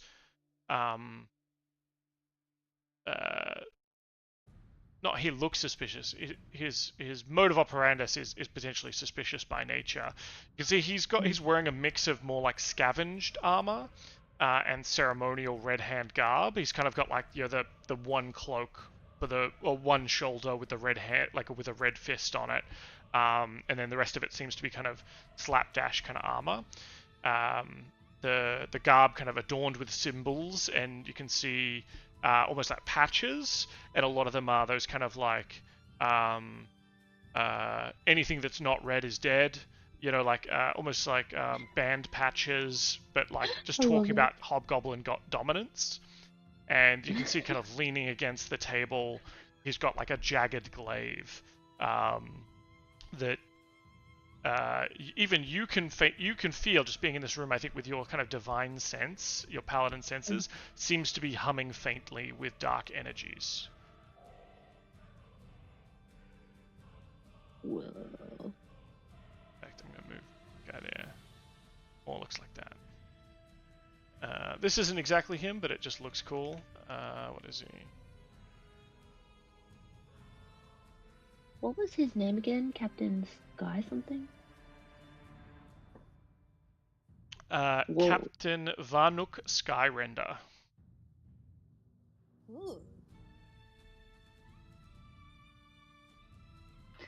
That looks wild. Look at that helmet.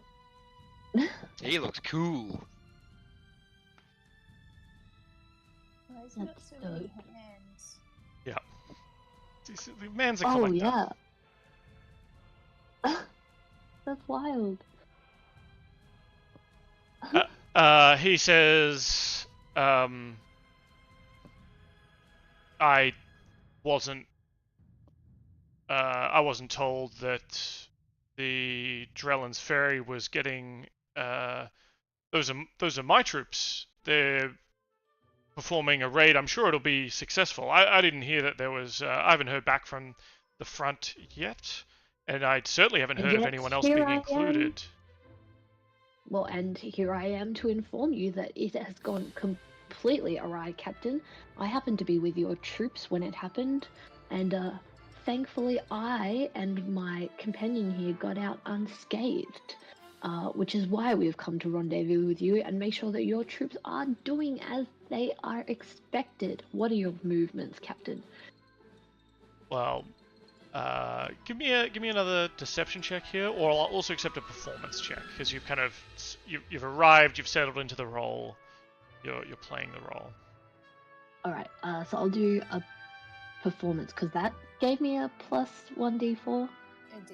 I think you can only use the D4 once though. Okay, well I'm using it now. Yeah. Yeah, so that's a 15 plus. Let's have a look. So it's a 17.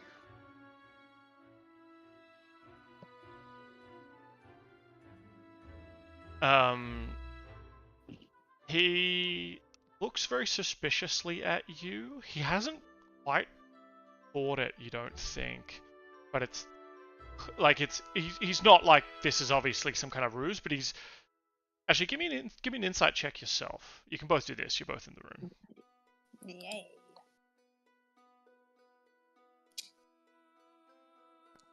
Oh, there's the natural 20 Jesus fucking Christ. or a 21. I got a Can 3 you- on my first roll. So. Karu, actually, this is all alien to you. They're speaking in Goblin, so Yeah. I'm just like Just the meow meow meow meow meow meow meow meow meow meow meow meow meow meow meow going on in my head. Is Karu kind of looking serene, or is Karu trying to look tough, or like what is the affect that Karu has? I think Karu is losing the ability to look tough, and I think because he can't understand anything, he is maybe looking a little just like like he's kind of forgotten what's going on. Yeah. So he's kind of just like looking around the room, like, oh wow, look at that. Why has that guy got so many hands? Like it's just like he's lost his I would say. So many hands. So many hands. What those hands do? It's just, In fact, I think you're probably, because you're so distracted, I'd like to think that a lot of those, I mean, in the thing they're just dead grey hands, but I like the idea that maybe you notice that a couple of them are blue hands, and that this guy's clearly not only been attacking human villagers, so that's probably distracted Karu from attempting to even follow the conversation by body language alone. yeah. Especially because as he talks, the hands kind of jingle a bit, right? Like they kind of move. So distracted. Yama, with your natty 20, you clock that this guy is definitely thinks you're up to something. He hasn't been convinced, but it's sort of borderline, and he's somewhat attributing it to, are you here to fuck him over? Because like this seems to be a pretty cutthroat organization. Right? So he's wary, though you think maybe it's slightly misplaced currently. He thinks maybe you're not here on proper orders, which is correct, but where you're from is where he thinks you're from is probably wrong. And he's just like, no one, I wasn't told that anyone was with my raiding parties. They were just meant to, they are raiding the outside, the outlying islands, and have been bringing back plenty of treasure to fuel the navy itself. What were you doing near them? And any failure on their part, no doubt, was because of you. Very convenient that you arrive here before any of my raiders would return. Like I've told you, your raiders that went to Drellin's Ferry were eviscerated. We happened to see it from off the coast, and we knew your settlement was nearby. Look, I'm not here to step on any toes. I, wanted to inform you of what happened, and let's discuss next steps. How did Gorzag die? He took a fireball to the face. They have magic defenses, and There were indeed magic defenses. I'm sure your people expected to find only villagers in that town, but there seemed to be some kind of adventuring party there. And he kind of walks over to sort of his map and kind of looks at it and says, I know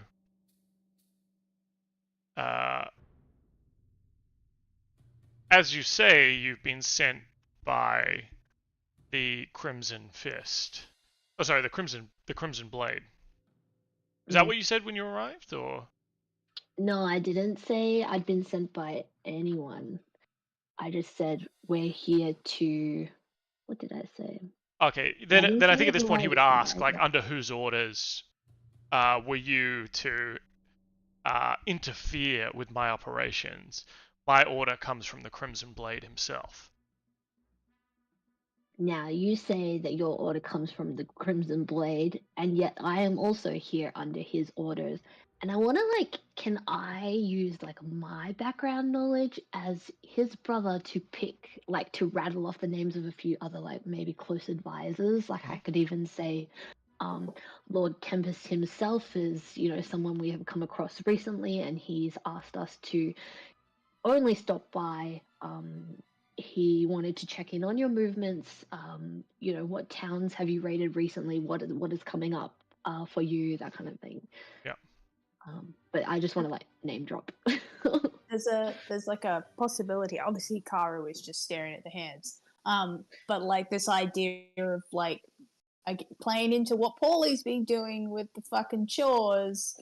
This concept of like the Crimson Blade maybe does doubt this guy a bit, or is doubting the efforts. So and he needs to prove himself.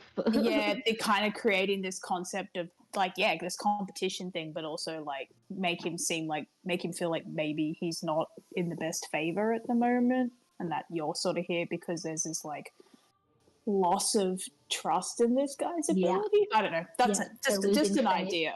Yeah, like the reason why there's now these new orders is, or why you're here is because, well, you're not. Where are the results, mate? Like, kind of thing. Yeah, we've heard about this mess up at Drellin's Ferry. So how are you going to earn back their favor? This is a huge loss for us. We lost. Our Red Hand has lost 3 barges. Like, what are you going to do to make up for it?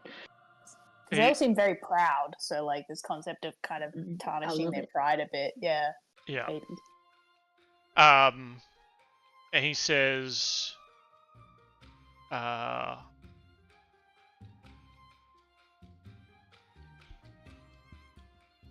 you've slipped up, messenger. Lord Tempest couldn't have even known about the attack on Drellin's Ferry. It was only scheduled to go ahead mere hours ago. There's not enough time for news of the attack to get back to the Crimson Blade and issue a messenger to come out here and harass me. I know you're working for one of the other captains. And he kind of looks you up and down and says, based on the tactic, which I applaud him, was clever, but you can go back to your master, tell Noctar the Reaver I am unwavered. This chaos will not interrupt me. I will take these islands and he can stay the fuck out of it. Or perhaps you and Noctar the Reaver can meet out on the oceans. What's your next plan? He'll meet you there, and we could have a showdown. Perhaps the first one to the village center will be the winner, and word can travel back to the Crimson Blade of yours or his prowess.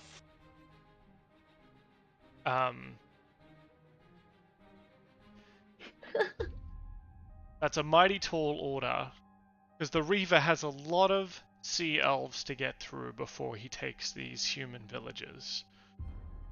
If he seriously thinks he's going to take out the southern islands before and beat me to the heart of Drellin's Ferry, he is sorely mistaken. And he's not going to goad me into attacking early. My orders are clear. We keep the way ready for the fleet to arrive. In 5 days, we attack Drellin's Ferry. 5 days, you think? Well, perhaps he's closer than you. Our job is to hold these seas until the Fist himself arrives.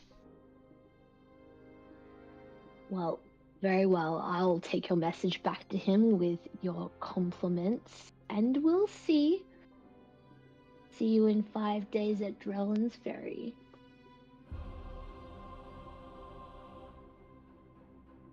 I love Kara just nodding. Like, I feel like he has sort of like maybe circled back to sort of semi-paying attention, and he's just kind of taking cues.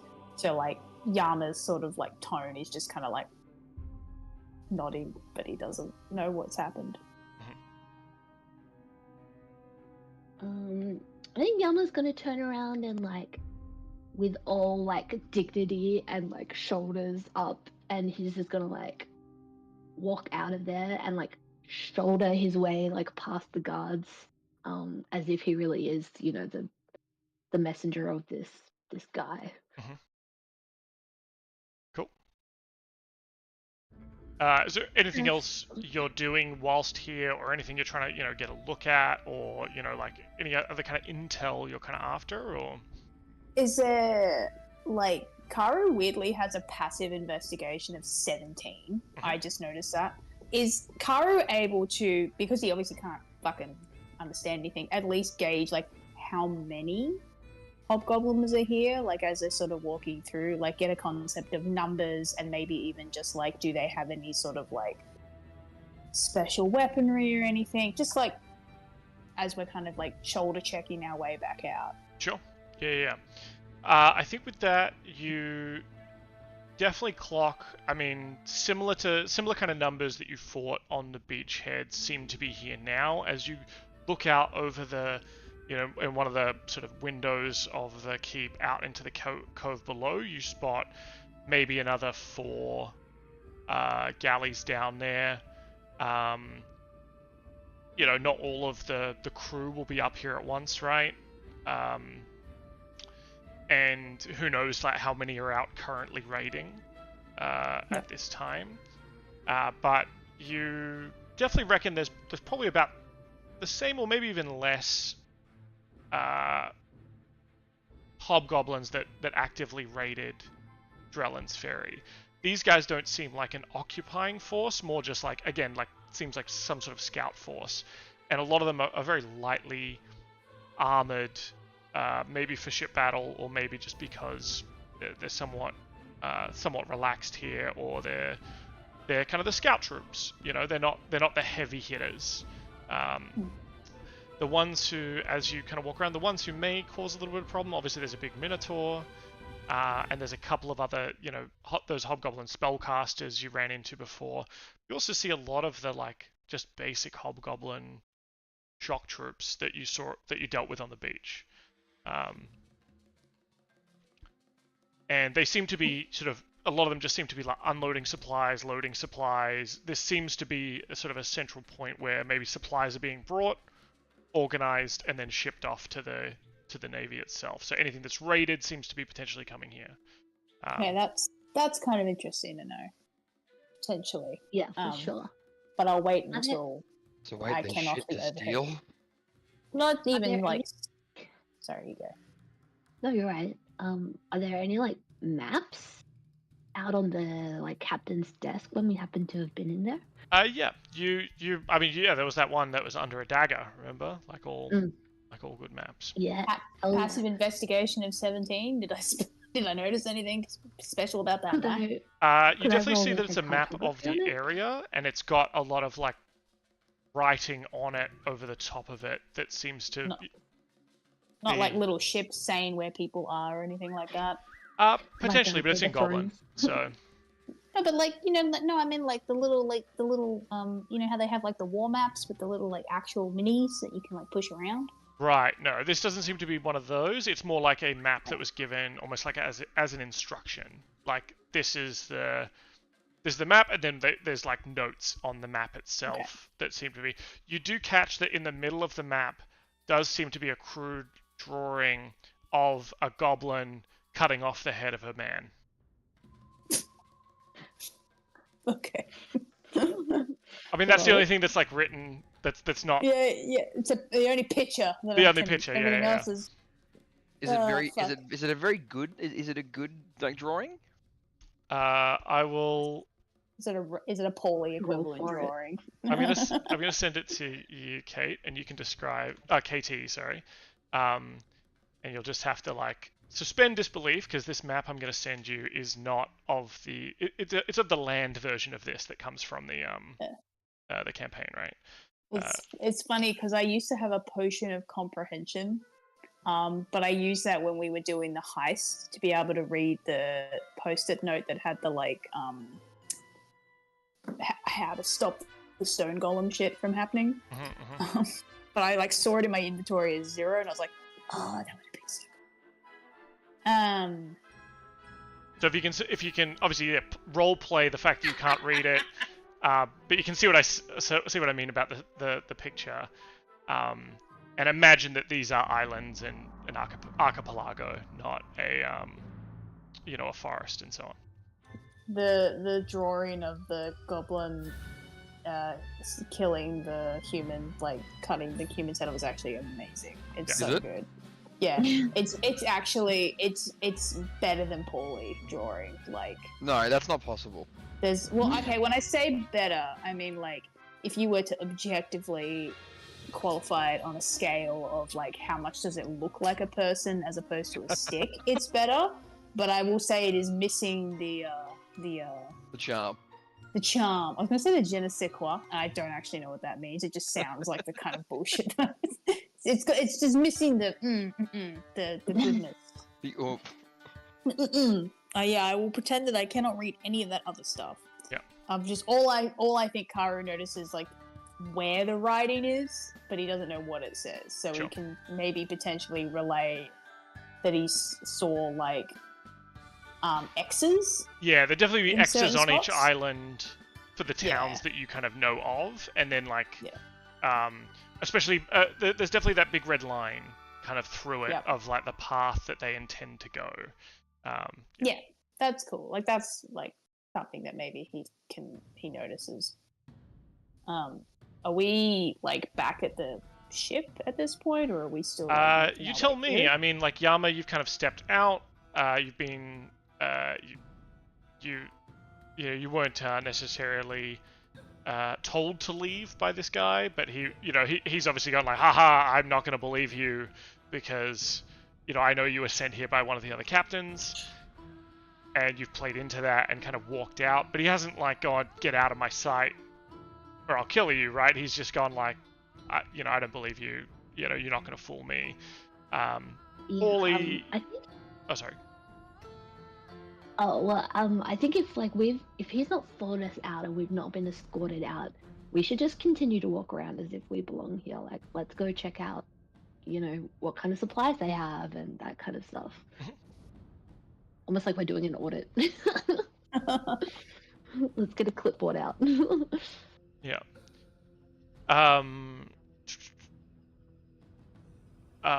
You see as you're going through. Where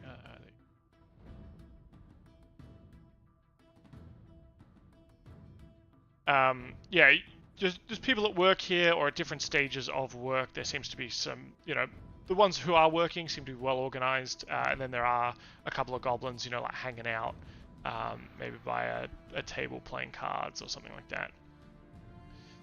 Killing time as soldiers are wont to do, and you see that there is sort of as you go to leave, there was a underneath the boxes and things like that, there was some sort of cellar door that kind of led underneath the room that the captain was in. And obviously, the staircase that went up to some kind of tower.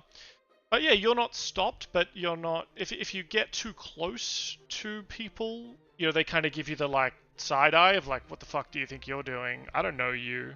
Get out of my space, kind of thing. They're not welcoming you in.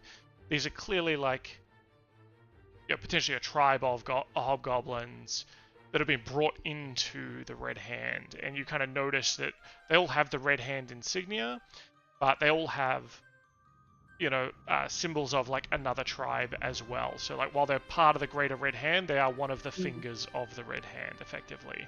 And from what you can glean, especially from the conversations, is that your brother has united 5 separate tribes for the first time in sort of recorded history for the hobgoblins, and that is why he's so powerful.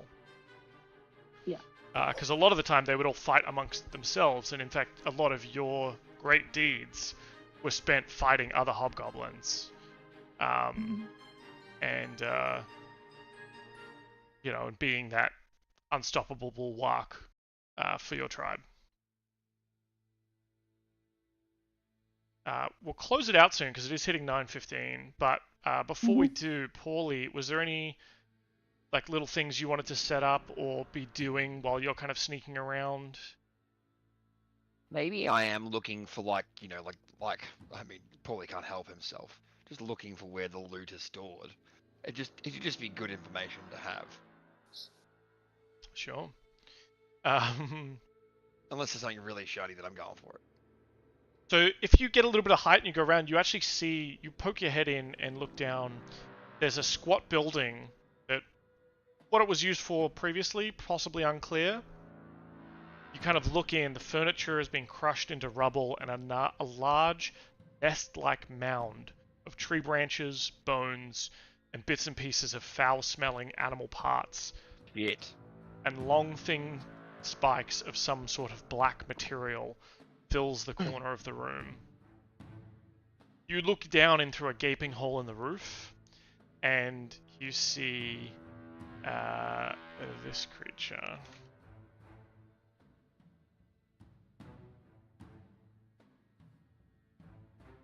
Oh shit.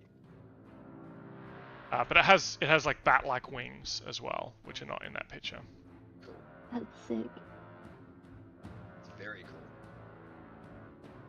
What do you know of creatures like this? It has a scorpion tail. Manticore. Yeah. Tiger face. Anyway. Manticore. Actually, They're lions, right? give me another stealth check. Where are we? Here we are. Actually, you can't get lower than a 23. Dirty 30 though. Fucking hell. Okay. That's so ridiculous. The manticore does not notice you. Been rolled Damn 30. right. So from your look, it's unclear. Like, I think, Paulie, you see that they have a manticore here, and are either they brought it with them, or potentially have befriended it, and it lived here. Because it doesn't seem to be bothering them. Yeah, okay. Interesting. Alright! Well, that's pretty much all I'll do for now anyway. I'll have to relay the info of the manticore to the crew. Yeah, apart from that, like, you see a lot of supplies when you're saying you're looking for, like, loot and valuables. You don't necessarily see a lot of gold out and about, but you do see, like, what is clearly the equivalent of pirate loot, right? Like, raider loot. Yeah. Crates of dried meats, fish, things like that. Doesn't look like there's anything that's specifically, like, cloths or silks or other things that you may take that is valuable. Like, this is clearly, they have just taken anything that is good for an army on the march. Yep. Or anything that's potentially intrinsically valuable, Sure. like metals and things like that. Yep. Yeah, cool. All right. Cool. So we close out the scene with Karo and Yama kind of having a little bit of a sticky beak, but maybe not too close. Wandering around, maybe considering leaving. Maybe making eyes with Paulie up in the darkness if he's like perched like a gargoyle on one of the walls. I feel like the face paint only lasts an hour, right? Yes. Yeah. Yeah. So Karu will probably have at least kept track of that, and when we're getting close to an hour, he's gonna be like, "We have to go. We gotta go." So I'll say, yeah, you stick around for the better part of an hour, but then go like we need to go. So it's probably 5:30 in the morning. The sun is just starting to creep up on the horizon potentially, and that is where we'll end it for this week. Oh yeah. As Nice. the crew will need to have a discussion and decide what to do about this forward base that the Red Hand has. Will they come back with a sizable force? Will they leave it in their wake and go somewhere else? Or will they attempt to somehow steal that map? Find out next week. Woo! Alright, bye-bye! Okay. Bye!